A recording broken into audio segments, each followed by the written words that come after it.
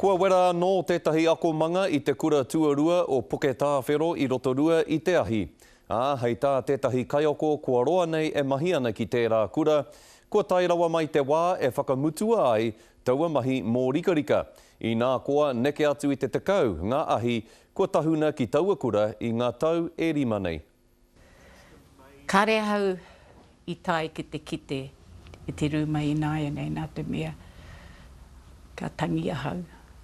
Āwhia tēnei mahi tūkino e mutu ai. I hea ngā kāmura, ngā raiti. I hea ngā mea tautoko mo e nei mahi kino. Kāre kore kei te raru tērā tangata, engari aroha atu. Ki aia me ona āhuatanga. I timata te ahi I te takiwa o te haurua I te warukaraka I nā pō. I tēnei wā, kāre I te mōhio, nā wai te mahi nei. Unfortunately, they couldn't manage to save the classroom itself, but they've done a great job in protecting exposures, especially the wharanui and one of the other prefabs A22 next to it. Ko te akomanga tēnei hei tiaki I ngā rauemi, akomanga hoki o mua o Fire B mō ngā tau toru te kau. Toko whia nei ngā whānau kua tāwharaitia e ia. Kua kaha ia ki te manaaki I ngā mokopuna. Pākehā mā, Māori mā, haina mana mā.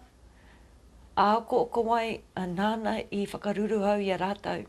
Mo te aroha, mo te manaaki, mo te tautoko, mo te awhi. Te whānau pānapa, te whānau kāmeta, te whānau Schuster, te whānau Hohepa, te whānau Grant, ngā whānau katoa. No ngā wiki e rua ki muri, nā te nanakia te tihi atu akomanga I ngana ki te tahu. Kia matāra mātou, kei te raru tētahi tangata, ana kei te hiehia tērā tangata te whakararu I te kura.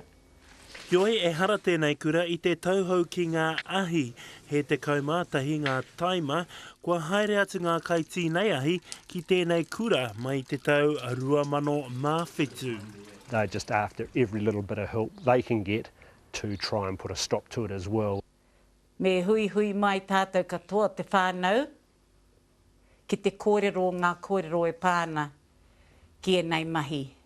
Kei tā wāhi te timua ki o te kura I tēnei wā, hioi ka whakahaere karakia rātou I te timatanga o te wāhanga hou o te kura.